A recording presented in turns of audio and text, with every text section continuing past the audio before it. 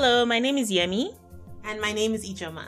And together we host Africa in My Kitchen, a podcast that is produced by Tunuka Media. This fun podcast explores meals from each country in Africa. We talk about the country, discuss the meal itself, and draw from our experiences to share why we are, or are not, excited about the meal.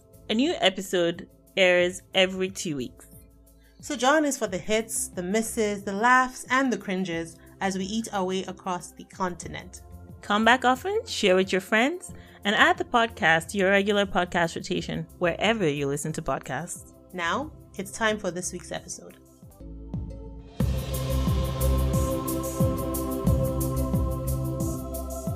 Hello. We hope you're doing well, friends.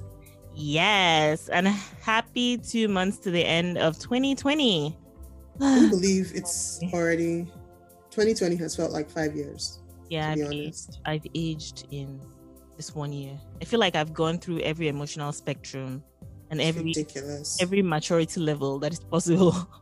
I've learned about myself. I found myself lost again and refound myself again. Like it's anyway, and that's just one aspect, right? No, 2021 has to come with like terms and conditions. I need to know what I'm getting into before we need to sign, we need like a preview, because if 2021 is going to be a message, just move on to 2022. And you guys, please, nobody should throw shade at 2020 on December 31st so that 2021 doesn't screw us over. Exactly. I think that's what we did. Yeah, just say 2020 has been a year of growth and elevation, whatever big English word you want to use or whichever language you speak.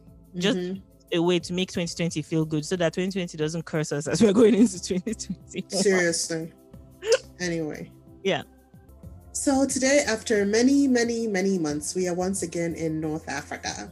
We are in Egypt and talking about a dish called Koshary.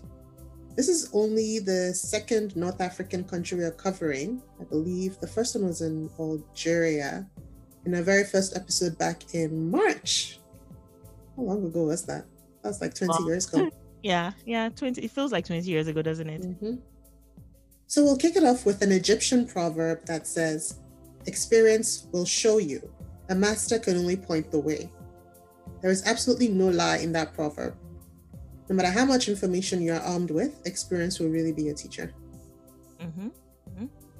Egyptian civilization is one of the oldest in the world, dating back to at least 3000 BC. Over 100 million people live in Egypt, and it is the third most populous country in Africa. It is bordered by Libya, Sudan, Israel and the Gaza Strip, the Gulf of Aqaba, and the Red Sea. The capital city is Cairo. Cairo is the third largest city in the continent and the largest in the Arab world. The official language is Arabic, but English and some indigenous languages are spoken in the country as well. So because of Egypt's location and its immigration history, Egyptian cuisine has many influences from the Mediterranean. So in Egyptian food, you can find Greek, Italian, Ottoman, and Arabic elements. You'll find your flatbreads, cheeses, vegetables, meats like lamb and chicken. There are also a lot of sweet desserts. Like looking up the food, I was very excited because you just see like an explosion of color when you go Google images for Egyptian cuisine. Yes. And they have lots of variety, like the most random things. So for instance, you have fulma damas. I apologize, my Egyptian friends, if I massacre any of your words.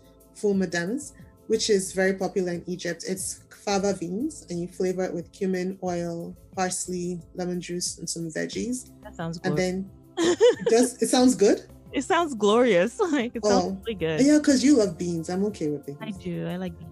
The next thing though, gebna maklea, which is oven fried cheese. I saw this and I was just so happy. Gebna maklea, I think. And then there's molokia, which is like a green soup made from jute leaves. If you're from Nigeria, for instance, we call it ewedu. So it's the same leaf, molokia. And then there is macaroni bechamel. I think this is part of their Italian influence. So they actually have a pasta bechamel dish. So it's like macaroni, 2 layers of macaroni with a layer of beef in between, and it's smothered in bechamel sauce. That sounds amazing, guys. There's a variety of other things. There's a rice and fish dish. They have pita bread stuffed with their minced meat and onions. Just lots of fun food, guys. So if you're ever in Egypt, try out the food. Alrighty, let's get to Koshary. So the good news is that koshary is very easy to make. Koshary is a feature dish. Yes, yes. The not so great news is that you need to wash multiple pots, I think 4 pots. This is because koshary is a mix of rice, elbow macaroni, chickpeas, lentils, fried onions with the tomato sauce and the cumin sauce, and you make all these things separately. Oh, that's interesting. So when we looked into this dish, our research showed us that koshary is believed to have originated in India and was brought over by the British to Egypt in the late 19th century and was then derived from there. It is believed that the word koshary comes from the Hindu word khichdi. The original khichdi is made from rice and lentils. It is believed that the Italian community in Egypt adopted the dish and then added pasta. Yes! Good job, guys. Okay. Eventually, the beans and chickpeas and cumin sauce were also added, and it became the dish that is known today. Koshary is considered to be the national dish of Egypt. It's a pretty big deal, and our research showed you can find it in Egyptian homes and outside as street food, and also in restaurants in Egypt. They actually have restaurants that specialize in making koshary. And when I saw that, I actually started wondering, since you have the basics of koshary, what separates one restaurant's koshary from another? Do you know what I mean? Yeah, I think it must be the way the flavor source is. It's kind of like how you would go somewhere and say, why is one person's jollof rice different from another? Or why is one person's mac and cheese so much better than this other one? Sometimes it's just the ingredients, how they're made. Maybe one adds more salt and the other one, I don't know. Well, no, and I think we'll go into this more because they don't have as many spices going into any of the sauces. The ingredients for the sauces seem pretty standard. Right? Whereas say if you're doing something like jollof rice, some people could add curry, some people could add thyme, so I wonder if there are differences like that, because the recipes I found were kind of similar and nothing really asked for anything additional compared to another. Because if it had, I would have been there stressed out trying to find, okay, this one says add this one says add that. How do I compromise by adding half of each these recipes? And then create your own dish while you're doing that. Yeah, I know, I do that sometimes. Anyhow. So back to koshary, it's pretty much a dish where you assemble all the elements together before you eat it. So you boil your macaroni in a pot, standard the way you would boil your macaroni normally, typically elbow macaroni. You boil your lentils, you boil your rice, you boil your chickpeas, everything separated. Then you deep fry your onions. So you slice your onions into thin rings and then you fry until it's crispy. And then you make your cumin sauce on the side. The cumin sauce consists mostly of salt, cumin, vinegar, and garlic.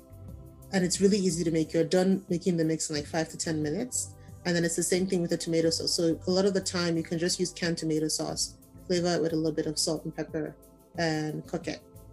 And you know what you just said just triggered something in our last discussion, because it is possible that's the difference could be the way one person makes their tomato sauce versus the other one as well, right? So that's a good point.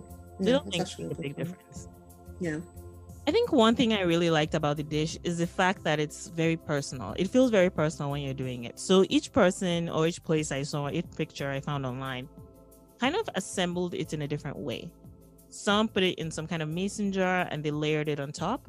Really? Yes, I did. Some had a flat plate and then you put the individual ingredients by the side, put the sauce on top, and then sprinkle the crispy onions on top of it. And so each one seemed to be almost artistic. It feels very personal to me. Like some have a round plate and they do it in different rings.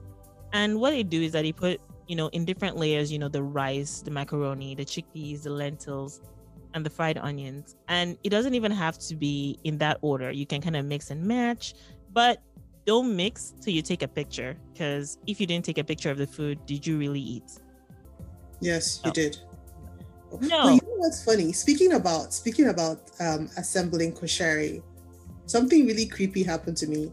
It might not be creepy to a lot of people, but so guys, I got a new phone recently and I've not been able to shut up about it because I had this really hallelujah.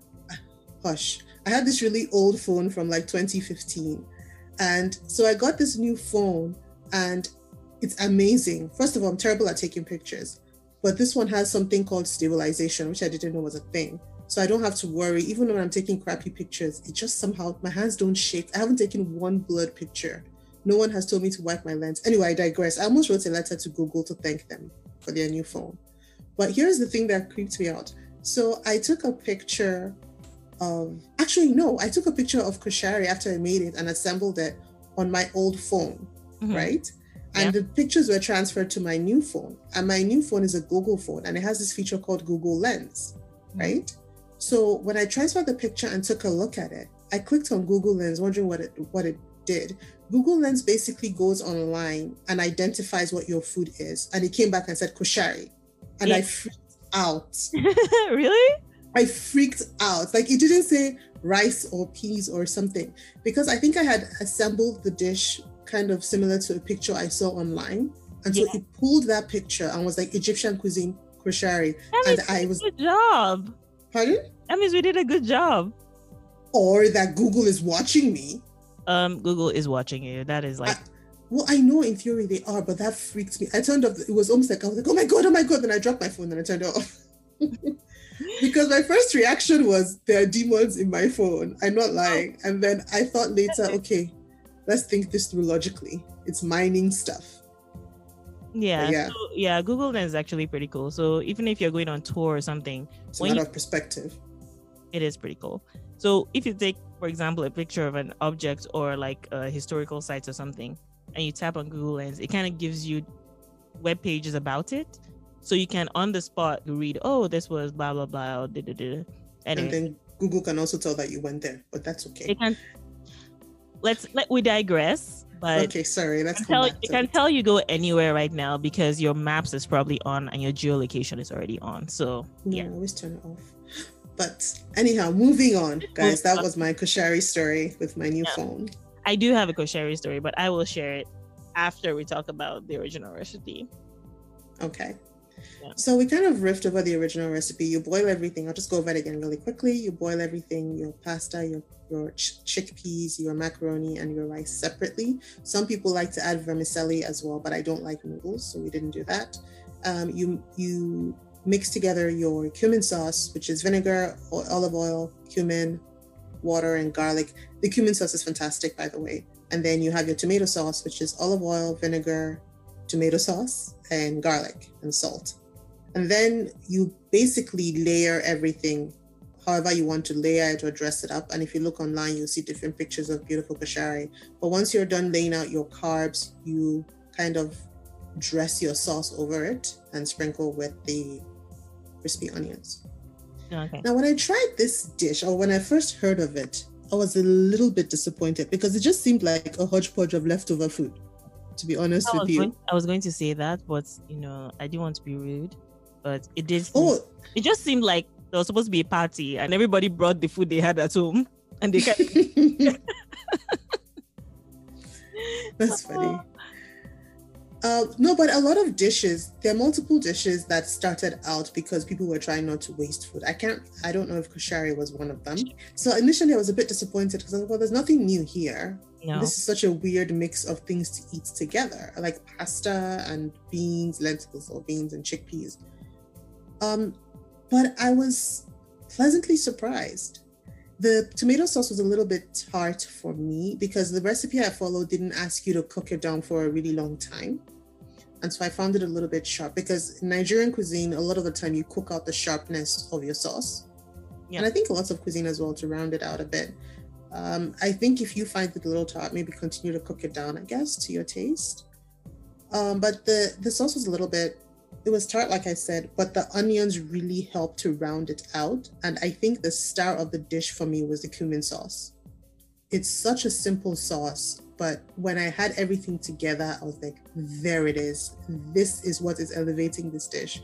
And I like that combination of cumin, garlic, and vinegar so much that I've actually used it with other things, like added other spices to it and used it to marinate chicken. Because I never really thought of vinegar and cumin as a combination that would work, but I love it.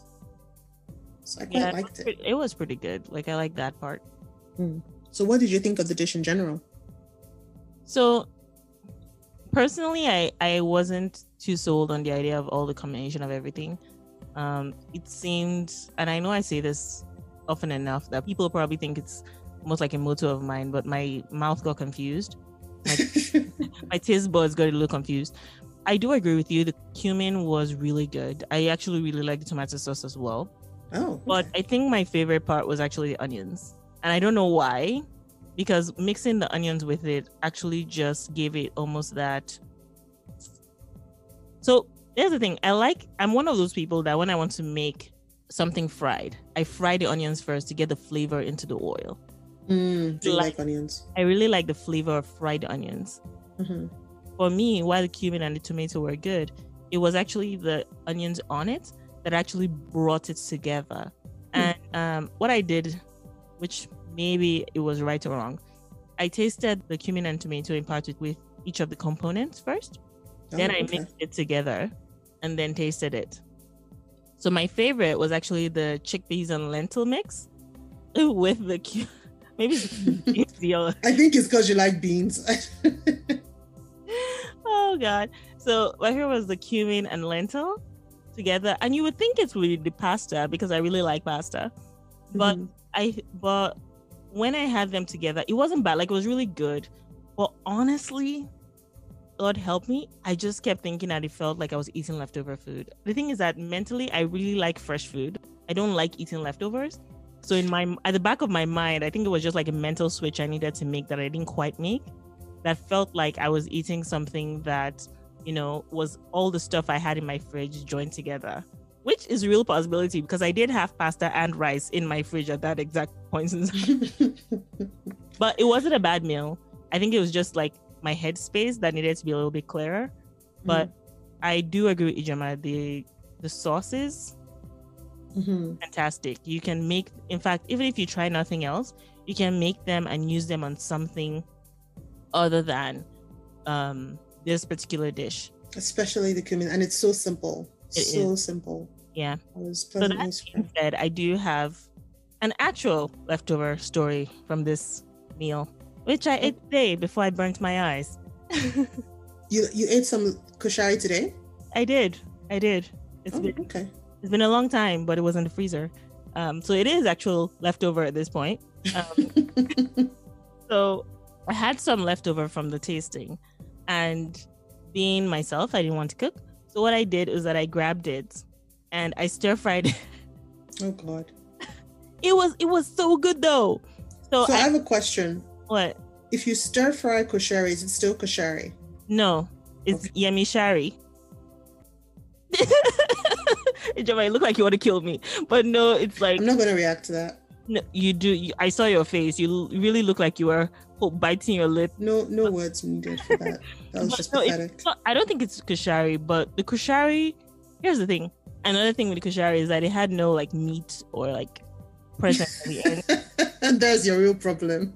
So don't lie. I mean, that's what the problem was. There was no meat in the dish. No, because meat or chicken or shrimp or whatever is like a present. So when you suffer through eating the rice, there's a present waiting for you at the end. So when I ate it, I was like, okay, something is missing. And I couldn't quite figure it out. Maybe that was it. So tonight I was like, oh wait, I have some koshari left. So what I did is that I made myself some nice shrimp, peppered shrimp, and added a little bit more onion. But it wasn't stir fried in that like it was like fried. It was just stir fried enough just to warm it up. So there was almost no oil in it. Okay. The oil was almost non-existent. I just tossed it in the pan together with the shrimp just to get the shrimp flavor all over it a little bit. And then when I ate it with the pepper, which before we had this recording, I was running to the bathroom back and forth because I rubbed my eye with the same hand that I used to cut pepper. So yeah. What kind of pepper? Scotch bonnet pepper. Fun. Okay. Yeah. So you almost said atarodo, didn't you? Is that what your brain was processing? I almost did. I almost said it in my language. I was trying to look. I said atarodo, and then should have been like, people would have been like, the what now? It's just like Scotch bonnet. I had to switch to second language. What does this mean in English? But yeah. Before we started this recording, so this recording started more than 20 minutes late because I was running back to the bathroom. I was like, why? I'm burning. My face is burning. And so Ijoma was kind enough to point me in the milk direction. Thank you, girl. Yeah. Apparently milk that solves your pepper problems in your stomach can also solve pepper problems in your eye. Don't put the milk directly in your eye. I don't think that's what you're supposed to do. So that being said, when I added the shrimp, I liked it even more. And then it felt like a whole meal. It felt like meat ties everything together. I was going to come back to that to explain to people, because this is to some degree, I don't know if it's an African thing or a Nigerian thing, where we think that a dish is not complete without meat. And it's not all Nigerians, because I know some people who are perfectly fine with eating no meat or fish in a dish or in a meal. Yeah. Especially if it's something like plantain and beans or whatever. But that whole concept, as a child, you were giving your food and your meat or your chicken. Here, like, you come here and the chicken is the main dish and the side is the carb. Whereas for us, the carbohydrate was the main dish and the meat was a smaller piece, and it was there as well. And it was almost like your reward for having to suffer through the rice or the vegetable or the salad or whatever was placed in front of you. And the meat is the reward. So that's why she keeps going on and on about how she has no reward in her food. Yeah, it almost felt unrewarding, honestly. But that aside, and if I get out of my carnivorous state into a more vegetarian mindset, the meal actually in itself is pretty filling, it's pretty good, and it's I wouldn't say it's a balanced diet, but it's definitely really satisfying. Yeah, no, it's definitely carb heavy. Although I don't know, but the lentils are fiber and protein, aren't they? I'm not sure how that works, but you get your protein and your carbs out of it for sure. I don't know, like for me, I liked the dish, but I don't know if I would sit down and say, okay, I'm going to make koshary, unless I was like, okay, I have rice, I have pasta, what do I make? What do I use? How do I use up these chickpeas? And then I might make it. However, I would like to order it. Say I went to Egypt or an Egyptian restaurant or anywhere that sold koshary, I would want to try it just out of curiosity to see what it would taste like in another place. Yeah, that makes sense. Well, that's it from us today. As always, check out our blog. The link is going to be in the show notes, or else just check tunukamedia.wordpress.com for pictures and more information about Egyptian cuisine. Thanks for hanging out with us today. Thanks for empathizing with me with my burnt eye. And we'll be back we will be back before you know it with another dish from a new destination. Be good and stay kind. Bye.